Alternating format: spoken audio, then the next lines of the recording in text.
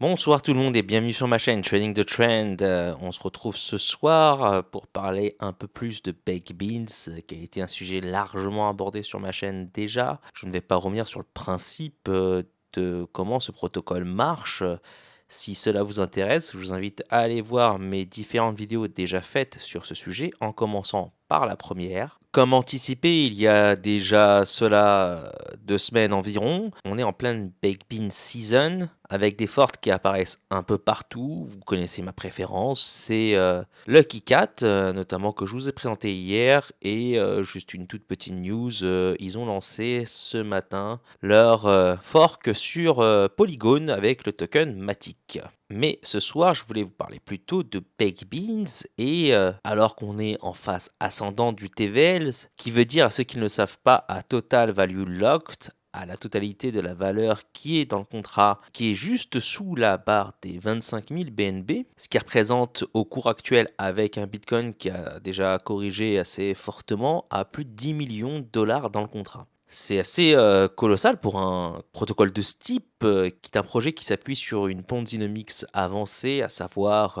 qui s'appuie sur le flux entrant pour récompenser les anciens investisseurs, mais dans ce cas-là de manière limitée parce qu'on ne peut pas retirer indéfiniment. Et plutôt que de vous parler sur le fait qu'il faut investir ou non sur ce projet, ça c'est à vous de choisir, ou de vous faire un calcul de rentabilité qui a déjà été fait avec ma fiche Excel qui est partagée de manière publique pour tout le monde. Il suffit de cliquer sur le lien. On est en phase montante, là il faut anticiper la prochaine phase, à savoir la phase descendante. C'est là où il faut établir les prochaines étapes, sa propre stratégie pour ne pas être surpris par ce qui risque de se passer. Alors bien entendu, je ne sais pas à quel point on va aller haut en termes de BNB locked dans le contrat. Est-ce que ce sera 25 000? Est-ce que ce sera 30 000? Est-ce que ce sera 35, 40? Je ne sais pas. Au bout d'un moment, on va quand même arriver à un plafond de verre qui est le nombre de BNB disponibles dans la DeFi. Ici, vous pouvez voir la balance des BNB au cours du temps. Alors regardez surtout la zone bleue. La courbe noire, elle, représente le prix. Ça, je m'en fiche un petit peu plus. Je préfère plutôt voir l'évolution du nombre de BNB qui représente plus la manière dont les gens se comportent. On voit que depuis début avril, on a affaire à une certaine verticalité.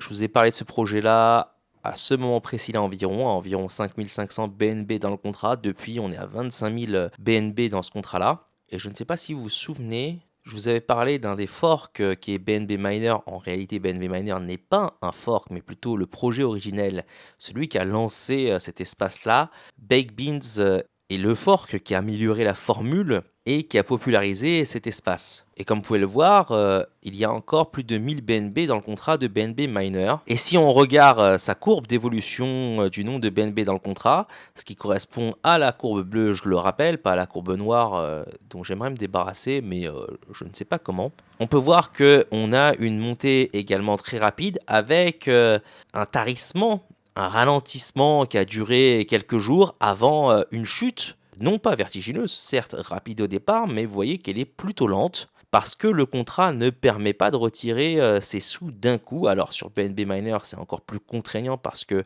c'était 3% de ROI. Là sur Baked Bean, c'est 8%. Donc on devrait voir s'il y a un comportement similaire, une chute plus brutale au départ avant que ces récompenses baissent fortement et aller vers une pente douce qui dure, ma foi, longtemps. Si on considère ce point-là par rapport à celui-ci, on va dire ici, avant que vraiment la pente s'adoucisse, on est ici le 21 octobre et il y a eu 2 mois quand même. Alors sachez que quand le nombre de BNB baisse dans le contrat de manière assez rapide, les récompenses, le ROI optimal de 8% va baisser, il ne sera plus de 8.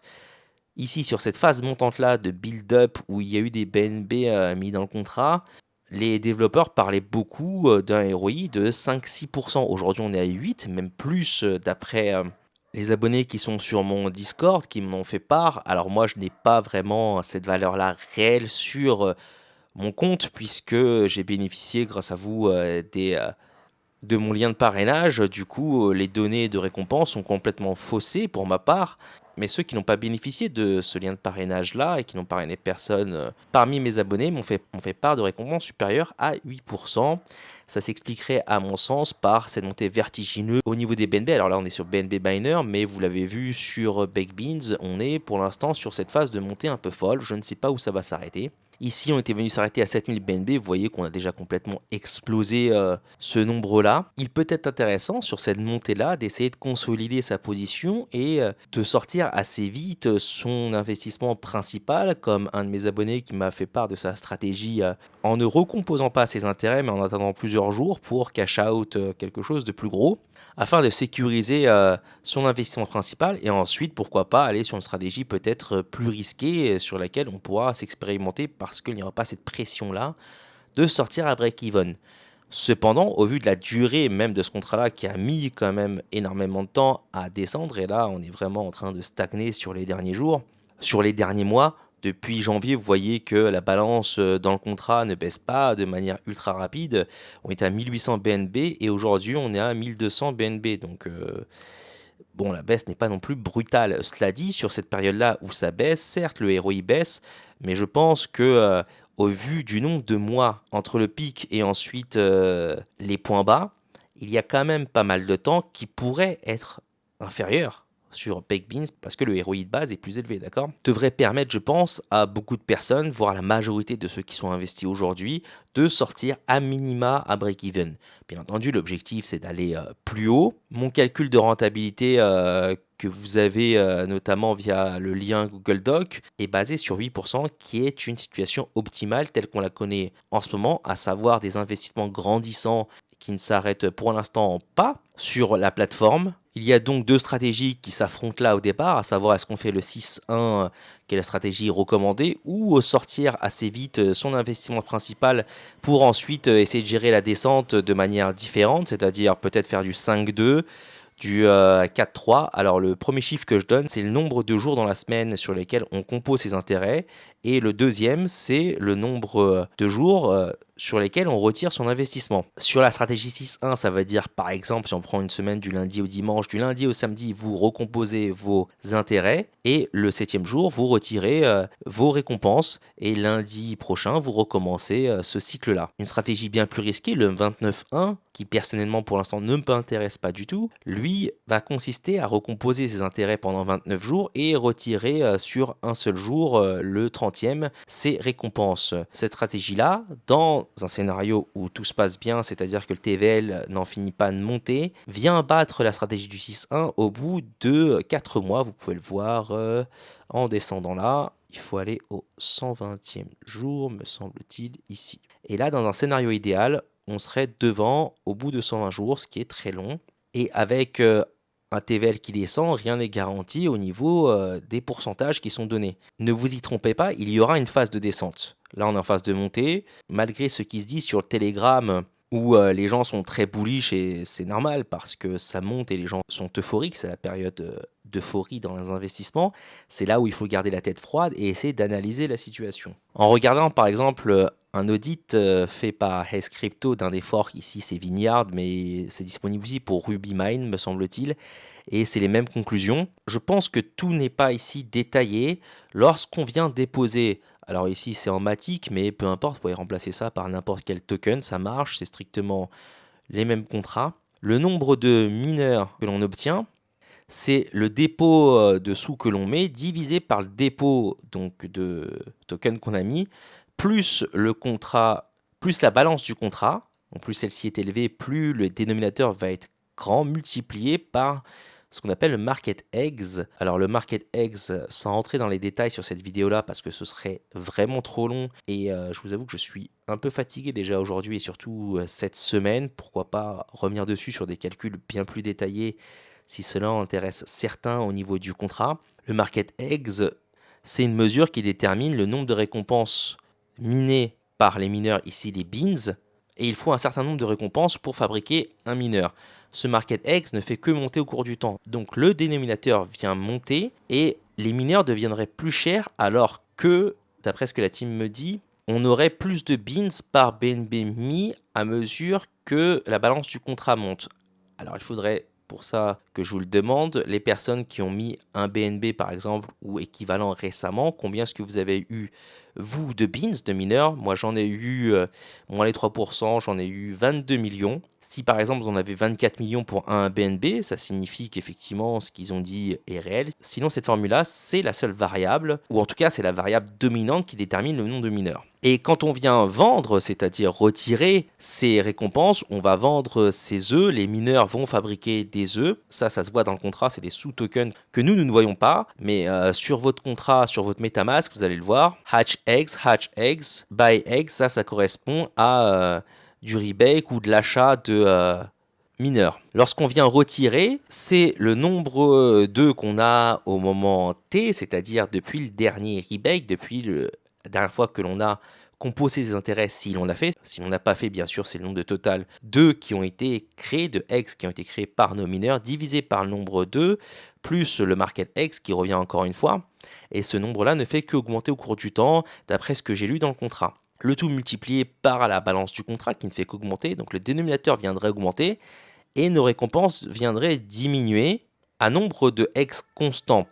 Or, nos récompenses montent si on vient composer. Ce que je peux comprendre là, c'est que le nombre d'œufs créés par mineur est plus rapide, est censé être plus rapide que la croissance de cette mesure-là, market eggs, et si celle-ci est plus rapide que la balance du contrat, on devrait avoir, et c'est ce que l'on a, je pense, tout le monde a des récompenses grandissantes, quoique j'ai cru voir dans des messages, je me souviens sur Discord maintenant, que certains m'ont fait part que d'un jour à l'autre, ils avaient des récompenses inférieures, ça doit être lié à ça. Je pense sur cette formule-là, c'est que la balance du contrat augmentait tellement vite que malgré le rebake, si celui-ci n'est pas assez conséquent, c'est-à-dire pour un gros portefeuille, alors je ne sais pas à combien ça correspond, hein, à partir de quand est-ce que le nombre d'œufs, la production des œufs devient plus importante que la croissance du contrat. Est-ce que c'est 0,5, est-ce que c'est 0,3, est-ce que c'est 1,5, est-ce que c'est 3 BNB, je ne sais pas. Je sais qu'il y a plein de formules mathématiques dans le contrat. C'est possible de les retrouver. Après, ça n'est pas ma spécialité. Alors certes, les mathématiques ne me font pas peur. Après, c'est au milieu du code, ça c'est moins mon fort. Mais si ça intéresse vraiment des gens, je pourrais y aller faire un tour et essayer de fouiller tout ça. Mais grosso modo, comprenez que, par exemple, si vous n'avez pas investi assez, entre guillemets, je ne sais pas combien c'est assez, d'accord, et que la balance du contrat monte, malgré le fait que vous recomposiez vos récompenses, vous allez moins vite que la croissance du contrat, et donc vos récompenses baissent. D'après ce que je comprends sur cette formule mathématique, et d'après ce qu'on m'a dit sur le Discord, c'est comme ça que je le comprends. Du coup, ça pose aussi la question, lors de la montée du contrat là, lorsque vous voulez sécuriser votre investissement principal, il se pourrait que avec le temps, vos récompenses baissent au bout d'un moment parce que le contrat progresse plus vite que ce que vous recomposiez parce que vous n'avez pas composé vos intérêts au départ.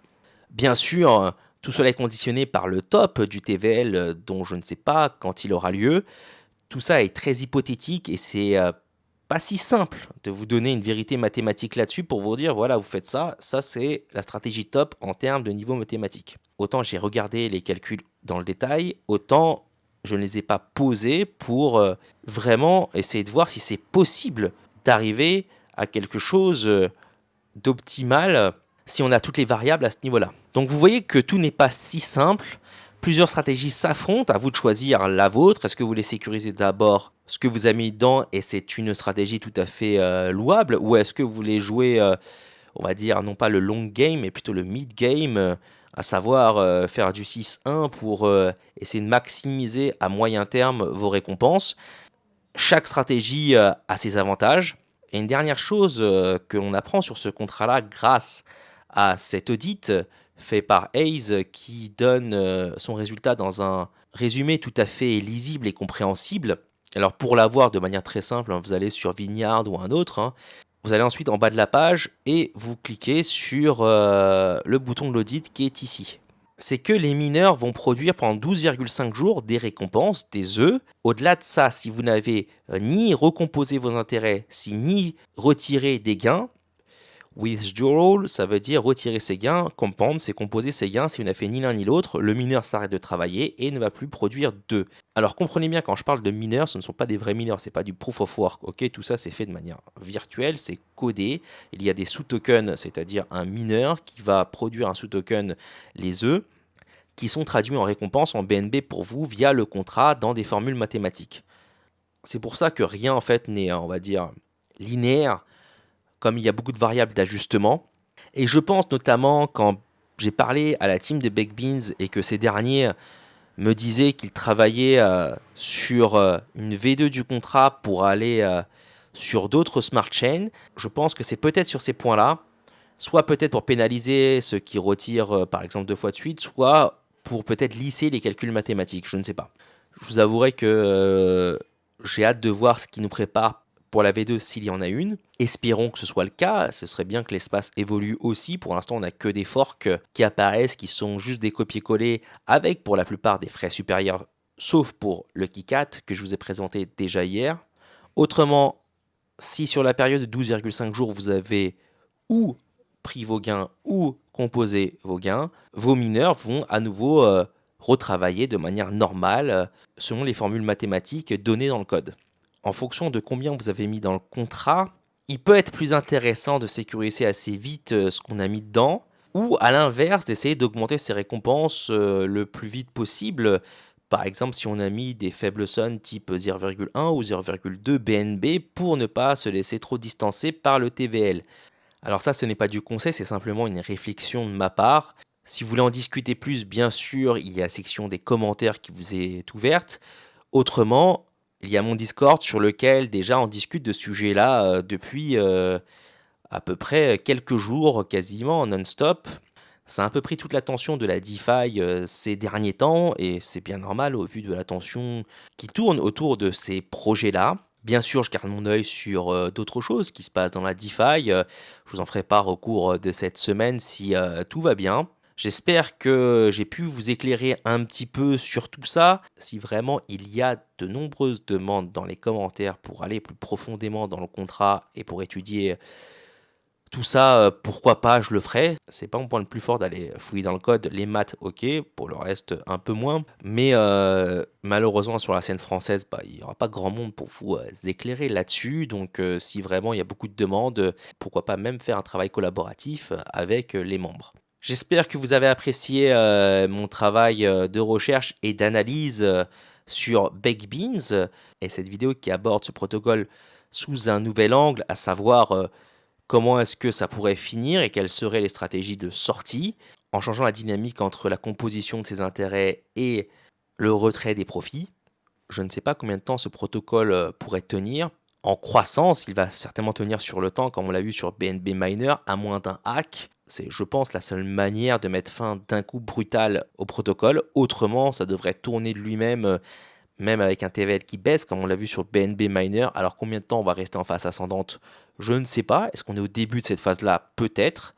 Tout ça est très difficile à évaluer. Je n'ai pas de métrique là-dessus, mais on est déjà à un niveau relativement élevé qui est du jamais vu. Alors pourquoi pas aller vers d'autres sommets peut-être, je n'en sais rien, mais soyez réaliste dessus. Attendez-vous à ce que ça baisse et dans ce cas-là, à shifter, à changer votre position, votre stratégie, anticipez cela, soyez préparés à cela.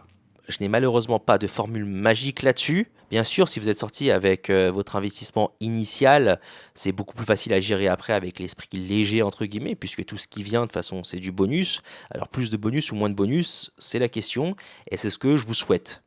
Sur ce, passez une très bonne soirée, et je vous dis à demain si je ne suis pas trop fatigué pour vous faire une nouvelle vidéo.